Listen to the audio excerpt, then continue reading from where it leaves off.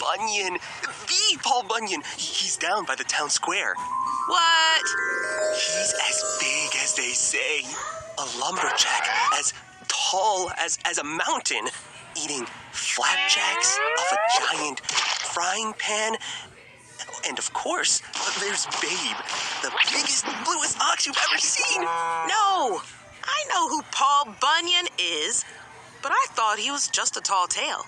Oh, what? A tall tale. A tall tale is a kind of folk tale.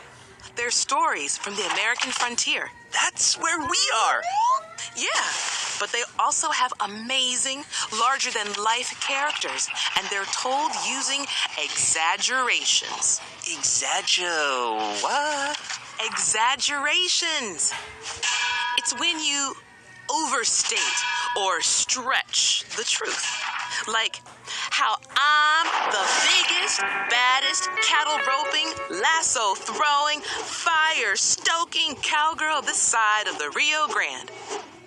Hey, quit it. An exaggeration is what you say if you want something to seem bigger or taller or amazinger than it actually is. Well, he's not a tall tale or exaggeration or whatever. I'm telling you, Paul Bunyan is actually here.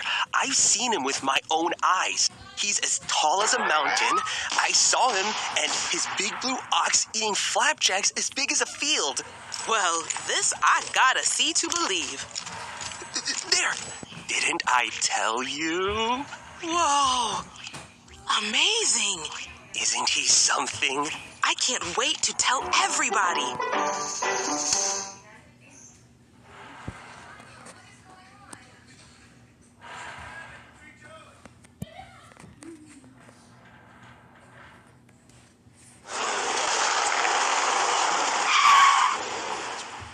Welcome to San Francisco's Chinatown.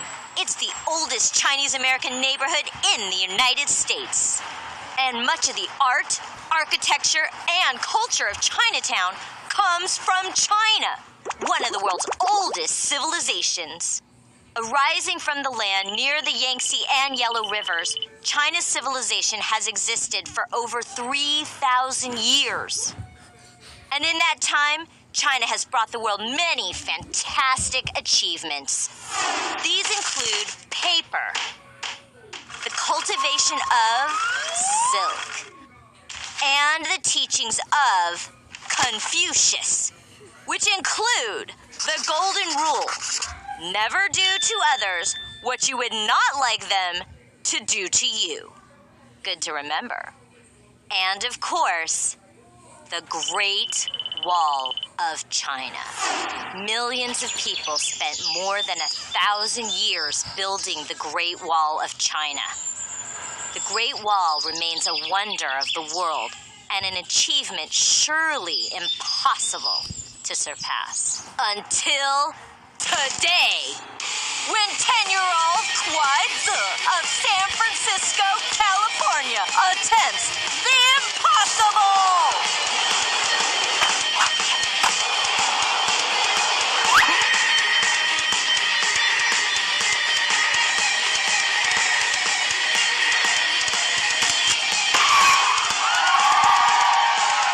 Something?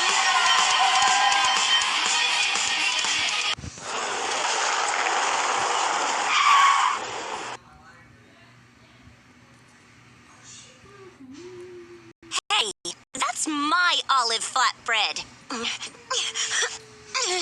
I saw it first, so it's mine, obviously. Let go!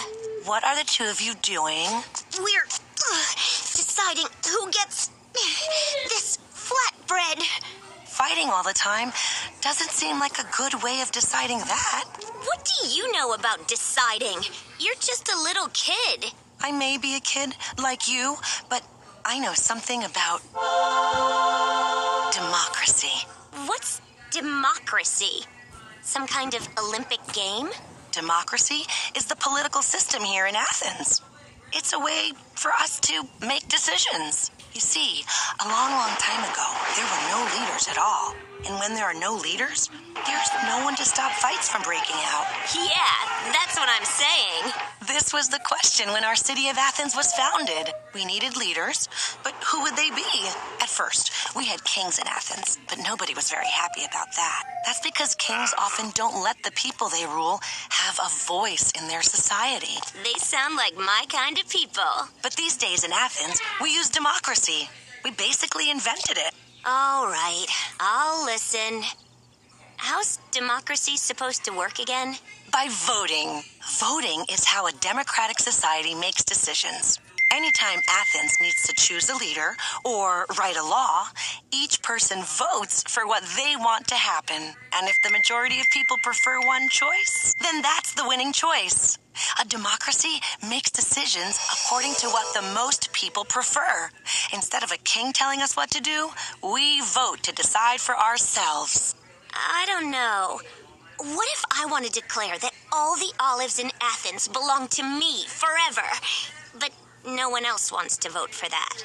Well, it wouldn't be fair for you to get your way over everyone else, would it? But what if I don't care about being fair? Well, why don't we try it out? Let's vote.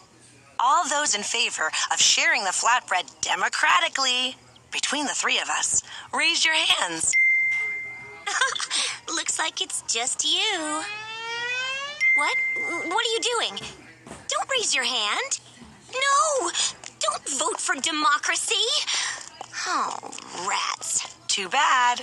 It's 2 against 1 in favor of sharing the flatbread. No fair. You said voting was great, but I didn't win. Come on, let's vote on something again. I want to win this time. Oh, well, I guess I have this goat cheese. All those in favor of also sharing my goat cheese among the 3 of us, raise your hands. 3 against 0. Goat cheese wins, as does democracy. Yum. Democracy is delicious. Hey, do you think you could vote us up some figs next?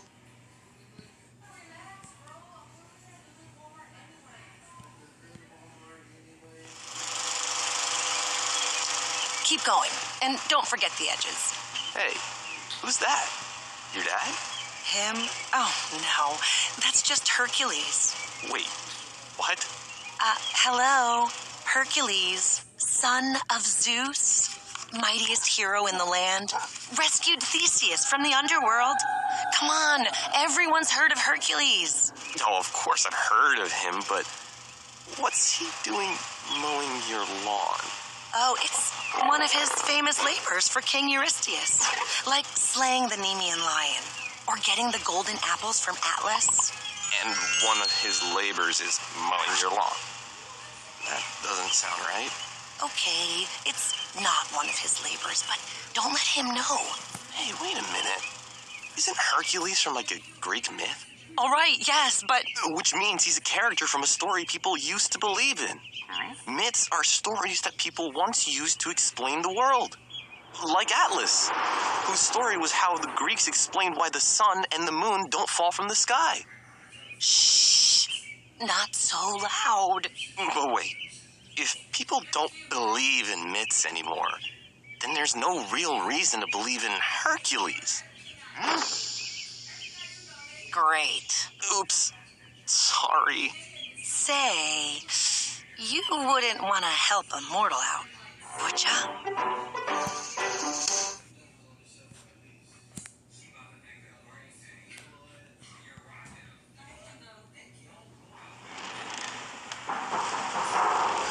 Let's see. National anthem, national anthem. America, you are so cool. You really are so cool. Drat. So hard to concentrate. With this rocket's red glare and all these bombs bursting in air, as it were. Oh, what's going on, Francis Scott Key? I'm trying to write our future national anthem. This War of 1812 has been going on so long, and I think a good national anthem could help inspire us Americans. Okay, Let's hear what you've got. Very well. Here's my favorite so far. Oh, the British wrecked our houses, but that's fine. Oh, the British wrecked our houses, but that's fine. Yep, they even wrecked the White House and they ate the food we left out, but we'll maybe win this war, right? So it's fine. That's... Amazing? Yes, I know. No! That song is about how the British burned down our capital city during this war. No one wants to hear that. A national anthem should be about the good parts of a nation. The values that make it special. I see. Like our American generosity. Take our sailors, take our sailors, take our sailors, British friend. If you need 'em, you can have 'em. We have nothing to defend. That's not what happened. The British forced American sailors to join their navy. That's why we went to war against them in the first place. War. Now that is a powerful theme for a national anthem. Whoops, here comes another war. The last one just got finished. I sure hope that we win this one, or else we'll all be British. So you say you're a poet, huh? It's good, right? Maybe too good, too ahead of its time. I mean, when I think of the kind of anthem I'd want, it'd be something that will remind us of this war. That will help us remember we need to be able to choose our own course. You know? Well, good luck writing an anthem about that. Maybe you're right. The sun is coming out. And what's that over there? Oh, say. Can you see? See what? There, by the dawn's early light. Oh, say. Does that star-spangled banner still wave? Wait, hang on a minute. Something about that sounds really good. Oh, it was nothing, just me fooling around. Say, what do you think of this for an anthem?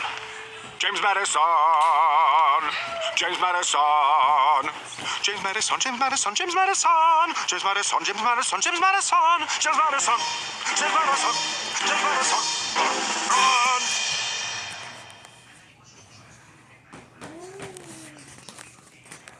And next, we have Kayla's report on cycles in nature. The life cycle of the green-striped goose. Green-striped goose. Like all birds, the green-striped goose begins its life cycle as an egg. But did you ever stop to wonder where the egg comes from? This egg, for example, was in the creek behind my house. And as you can see, it's a real whopper. What? But how did it get there? You see, all living things go through different stages in their life, from the moment they're born till their death. That's what we call a life cycle. Yikes! In the first stage, we have the embryo. You see, inside the egg is where the goose first starts to develop its features. Then, after plenty of warmth from the mommy goose, the baby will hatch. That's when things get really interesting. You see, once it hatches, the goose begins its life as a baby. Like a lot of animals, the baby goose needs its parents for everything. Huh? This is a gosling, or baby goose. What? No, it's not. Kayla, it's a... Please, Mr. Papazian, no interrupting. Now, where was I? Oh, right. The gosling, or baby goose, needs a lot of care from its parents. It's pretty helpless on its own, so it needs its parents to help it find food and keep it safe from any predators. As the gosling grows, it'll learn to feed and protect itself. Then, when it's an adult, it'll reproduce, which is how we get more eggs and more geese. Female geese lay the egg, and male geese fertilize the egg. Then, she'll sit on her egg until it hatches. Then that egg will hatch into another baby goose, who'll grow into an adult goose, who will go on to have more geese of its own. That's why it's called a cycle. It continues on, again, and again. The end. That was very good, Kayla. Maybe you should take your, goose back to your... Ah! And next, we have Kayla...